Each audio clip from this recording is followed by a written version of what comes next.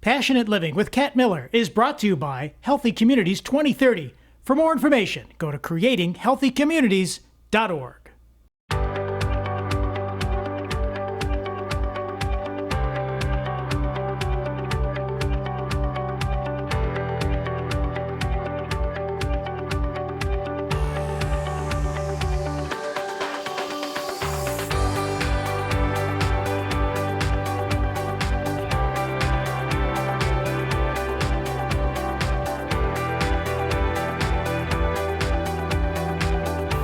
Hi, I'm Kat Miller. Thanks for joining me on this week's adventure of Passionate Living. How are you navigating through these somewhat stressful times? Meet Dr. Francis Battisti, who will share his insights with balanced coping strategies. Western New York is known for great architecture and historic buildings. I'll introduce you to some people who have channeled their passion to bring back a majestic property to life.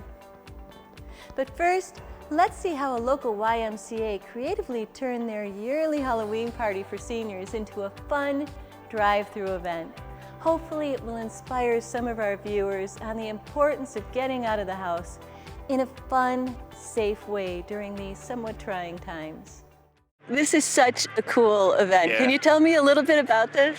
Well, so normally we would have 400 or 500 seniors in the gym every year for our Halloween party. This year, of course, with the pandemic, we couldn't do it, so we decided to modify it and do it as a drive-through so they could still get the same information that they would have gotten downstairs and the same lunch.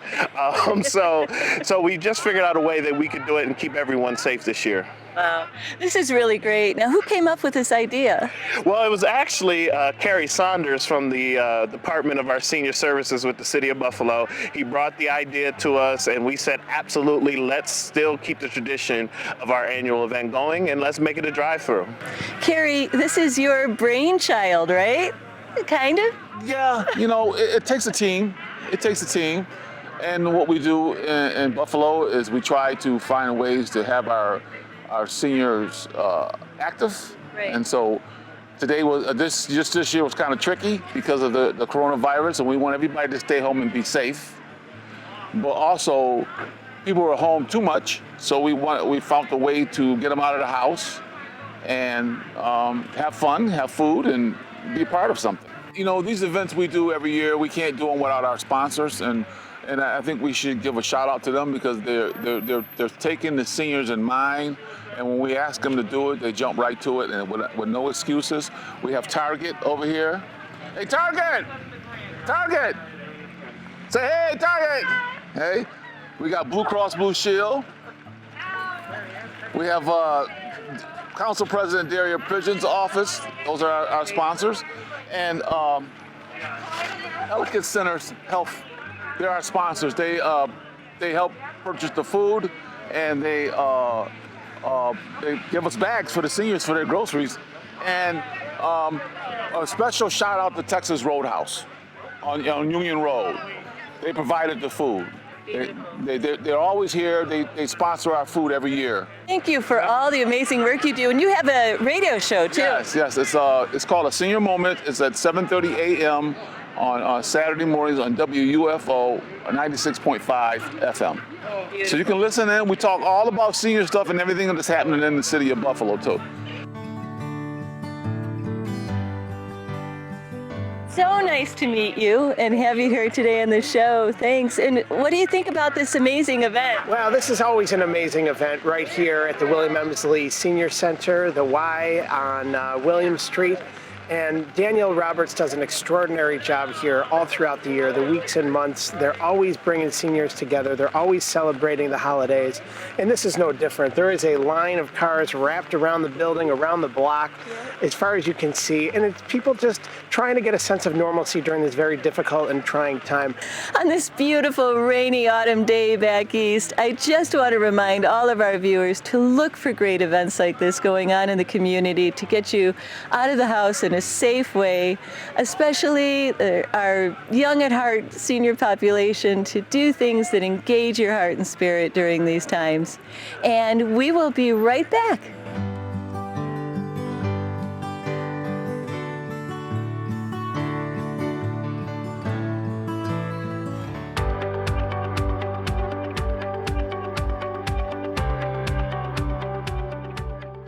Today on Passionate Living, I want to welcome a very special guest, Dr. Francis Battisti, and he's going to be talking with us today about a really timely topic. Welcome to Passionate Living. Good to be here. Thank you very much. Thank you so much. And could you share a little bit today about unhealthy coping patterns and how we might change those unhealthy coping mechanisms, and we might change those to more healthy approaches to dealing with stress, especially in the current environment? I know a lot of people, it's fine, you might have a drink after work, or maybe play a video game or watch a show just to chill out, but when it becomes a pattern, it becomes a problem, correct? Right. You know, you begin with a very good point. We all have coping strategies. Sometimes people would come to me, I was a practicing psychotherapist for a number of years, and people would say, I need coping mechanisms. Well, everyone has coping mechanisms, but some of those are more functional, as you were mentioning, and some are more dysfunctional. But in regular times when we don't have a lot of stress, there's not a lot going on and things, we probably can get through some of those dysfunctional and probably navigate through the world. We might not be that happy, we might have a lot of conflict with people, but at least we can navigate. In times like this, during the pandemic, when, you know, a lot of people are cut off from others, people are angry, they listen to the television, it gets them really riled up, all kinds of things, and they feel restricted. Those dysfunctional coping strategies can really wreak havoc with us. And so it's important to really think about and to look at, how am I interacting with people? You know, a lot of times we think that all the negativity comes from outward. Most of the time what we're doing is projecting our own sense, consciously or unconsciously, onto others. So if we're feeling uncomfortable, no matter what that is about, it's important to look at it and say, is there something I think I can do with this? And I often think, and I train people in the stages of change, where you go from, you know, not thinking there's any problem at all the way to putting something in place and really making changes as much as possible. Now, when does it become a problem? When would somebody notice? Like, what are the little signs that you might I would say you get more and more negative feedback from people about your behaviors. You find yourself maybe in the car blowing off steam a lot earlier than you usually do. You know, I think for many people, it's when they say to themselves, what's going on? I'm really different here. Digestively, they don't feel good. Physiologically, they feel tight. They feel tired. You know, it's 5 o'clock at night. Maybe they just got out of work, or they were just getting ready to go to work, and they already feel exhausted, feeling exhausted all the time. Those are all kind of indicators that something is up, that maybe there's something that we need to look at. You know, feeling depressed, those kinds of things. And of course, watching the news all the time, doing things that add to the stress levels of our lives really doesn't contribute to our health and well-being in the long run. And I know a lot of people who at nighttime, they've started to take their electronics out of their bedroom. They don't have their phone in their bedroom. They're using an alarm clock again, just to change the environment and to unplug. It's so important. You know, there's nothing better than waking up in the morning at your own rhythm. You know, when you don't have to listen to the clock, you don't have the TV going on, just waking up when your body says you need to be woken up. And that would be I think for some people, that would be a new experience. But you're right, we're constantly bombarded with all kinds of things, especially the news. And some of the news is there to inform, but a lot of it nowadays is really to excite. It's to entertain. It's to get a certain reaction from people. So one of the things we often say to people is you have to think about the things you limit. Alcohol, you limit alcohol. You limit the amount of input that you take in from the news. Even the television, you know, maybe turning that off at an earlier time. You need to limit the negativity that you hear from other people. Because, you know, a lot of times when we look at the positive things of life, or we talk to people about the positive things or the negative things, people think if you're talking about something positive, it's false. If you're talking about something negative, it's reality. In negativity, there's not much of an investment. it's usually projected out. When we're looking at something positive, you're making a statement that says, I believe, my garden. I believe my relationship.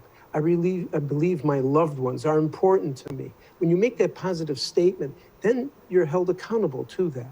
In negativity, there's not much accountability.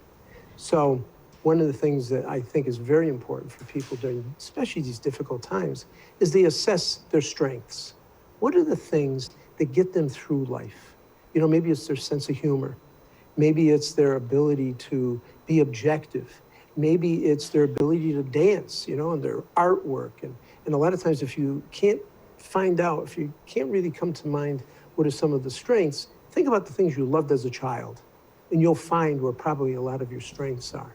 That's often one of the things I'll tell people who, when I try to inspire people to live their passions, and they're like, I don't even know what I'm passionate about anymore. Exactly. And one of the exercises I'll have them do is to go back to their childhood and think about the things that they like doing. And if they can't remember, ask their parents, ask their siblings, ask people who were around them at that time, what did I like to do? And kind of stimulate those aspects of yourself. And this is a wonderful time to do it during this pandemic, when we're really find ourselves inside a lot more.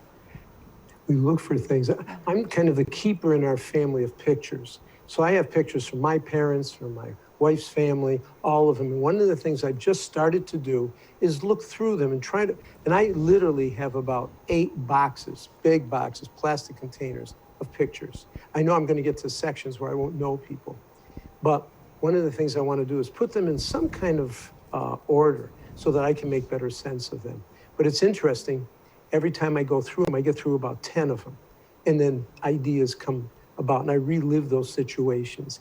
And it can be bittersweet at times. Those people that you're looking at, your loved ones, are no longer with you, but maybe they're with you spiritually. But there's also a lot of happiness with it. And I love pulling out the pictures of my children when they were younger and now showing it to their children. So what a beautiful there's a lot exercise. of things we can do. Yeah.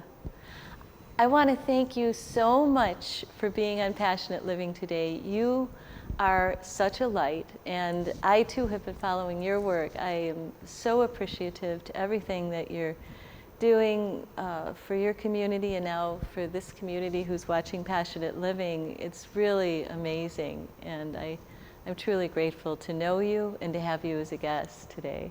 Oh, that's so very kind. Thank you. I really appreciate being here, watching your show and looking at the different segments. It's really an honor to be here. Thank you so much for inviting me. Thanks. And is there anything that you have coming up that we can look towards? We're going to put your website up here so people can find it and look at the work that you're doing. One of the things I might mention, we have a blog we come out with every week. We call it The Zone.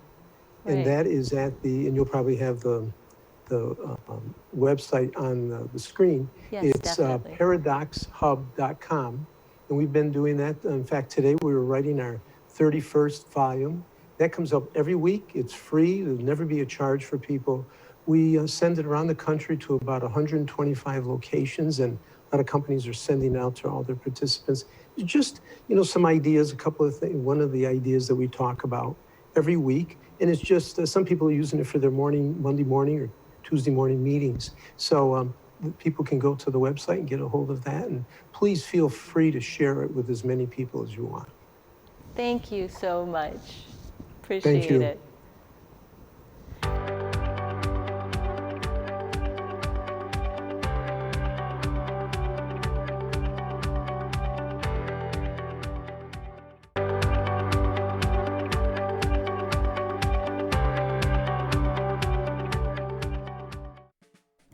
Now we're going to meet a family whose passion for historical building in Western New York has made a huge difference in their community.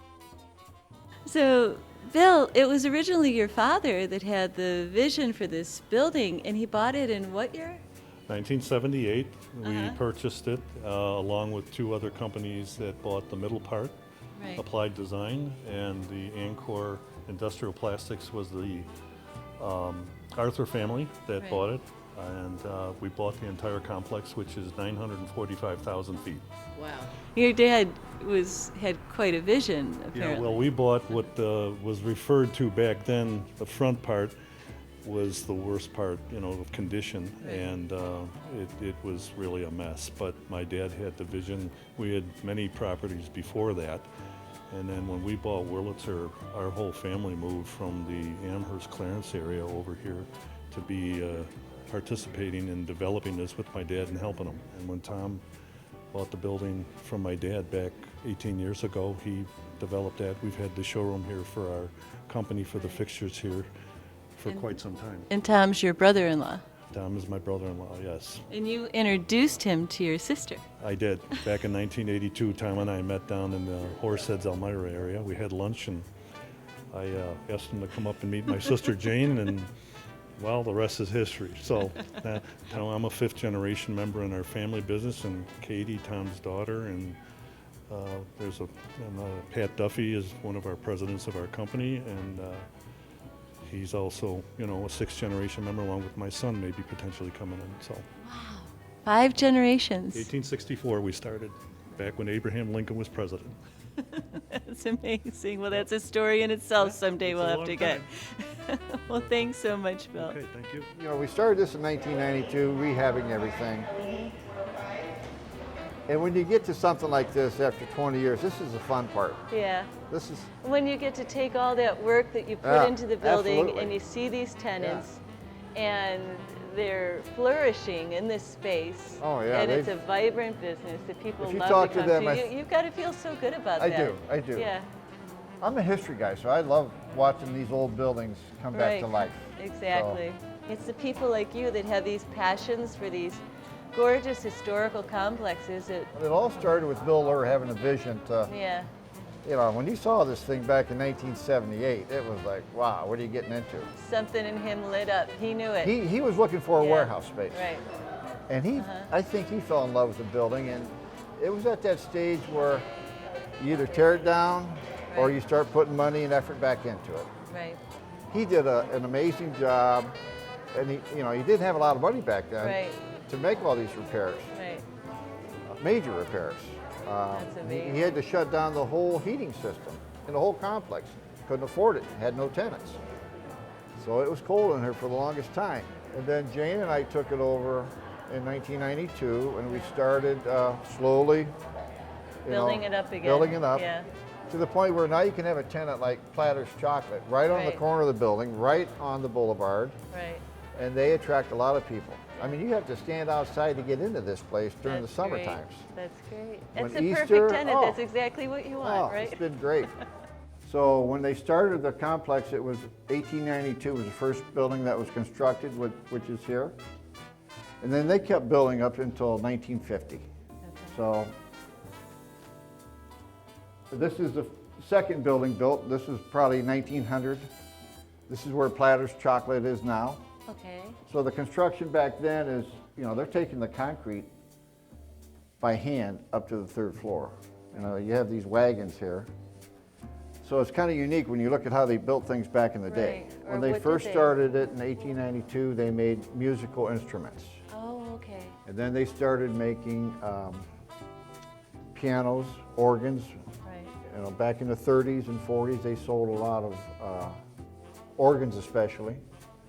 And on the second floor, there's the recital room. They bring in folks from Hollywood to play the piano, to play the organ. And that recital room is still in the same condition it was back in the 30s. This is our second banquet hall that we did. First one was on the second floor. Right. This holds 350 people. Wow. We have an outside courtyard. Again, we repurposed a lot of the stuff. These legs came from a cast iron tub. This railing came from right there. So we've just put it as part of the footstep for a bar. Wow, that's great. All the wood is repurposed from areas of Wurlitzer. Again, this pipe was made in North Tonawanda, so we moved it from there over to here so it could hang over the bar to give it a neat effect. On Wednesday nights now, because of the COVID, Right. we sell tickets for a 5-course themed dinner. Last week was sushi, this week was Italian, next week I'm not sure what it is, so we sell tickets. This goes for half a mile from the boulevard all the way back. So what did you take to make these lights here? That's a gate valve. That was part of the original steam system that heated the place. Right. Well, now we don't use steam, and everybody has their own furnaces, so those are obsolete. But we just took one of those, spray painted it black, and hung the lights on it. I love that. I love how you've taken pieces of the building and repurposed it to... Oh yeah, back in the 30s and 40s, they had a coal pile, and they would auger the coal underground, and then these bins would then lift it up to the top of the boiler house and then dump the coal into the boiler. Right. So there would be, I don't know, 300-400 feet of these. So we've kept them to repurpose them. So we brought in, I guess, a more profitable tenant starting in 1992, which meant you had to rehab the whole complex. So we did the same thing on the inside. That's great. What a great design. So once we converted this to passenger, that opened up the whole second floor. Right. So now we have accountants, attorneys, banquet halls, a medical building. You know, we probably have 40, 45 tenants in the complex. So Tom, you got like a candy manufacturer here, you got a brewery. I see what you're doing. You're getting all the fun businesses over here to breathe life into this building, and then you can come over here and have a drink and Woodcock pizza. Brothers has been here for 2 years now. They their first location is in Wilson, New York. Mark and Tim Woodcock and their wives came here, saw the same vision I did as far as what could be done. So when you drive down the boulevard and you see the big tanks that they have in the windows, that's a good visual. Yeah. So you can come in, they have wood-fired pizza, a lot of great food here, a lot of good beer, and then you can go to Platters and have your dessert. So, you know, we've done so much work here. We've had a lot of success bringing some great tenants in. And now we're at a time in our lives, I don't want to say we're selective, but I want to enjoy what we're doing here. You know, It's been 30 years, I want to have fun at some point in time here. And bringing Platters and Woodcocks, you know, that's nice energy. That works. And we want to continue that. So Kelly, this is really great that you guys are a part of the Wurlitzer Yes, project. we love being here, yes. It's a great building with a lot of history. Yeah, and you're making candy, lots of candy. Lots of candy. Sponge candy. Sponge candy. So we're Platter's Chocolates. We're known for our sponge candy. We're usually running sponge candy on one of our enrobers every single day, Monday through Friday, and sometimes Saturdays. Right. And what is sponge candy for people that don't know, that are outside Western New York? For people area? outside of Western New York, they definitely need to try it. Other places they call it seafoam, molasses chips. So really, it crumbles in your mouth, and really, if you don't know what it is, I suggest to try it. Chewy and crumbly, a little bit molasses-like. Right, and lots of chocolate on the outside, which is really, really good. Right. It's really good. We love sponge candy. Well, thank you guys for this beautiful tour of the building today, and for my samples of chocolate that I get to take with me and share with my crew, for coming over here today. And well, thanks for coming. We're glad you came out all the way out here to North Tonawanda. It's been a joy, and to see, like I was telling you earlier, the glint in your eyes when you're talking about all the restoration of this building. It's fun. Is beautiful. It's fun. It's a beautiful building, and we're glad we're glad to take care of it. Yeah, beautiful job. And you too, please tell your dad I wish to meet him one of these days, but what a remarkable vision that he had. It is our passion, and we've been over here for years, and it's been fun. A lot of work, but it's been fun. Great. Thanks so much. Thank you. Bye-bye.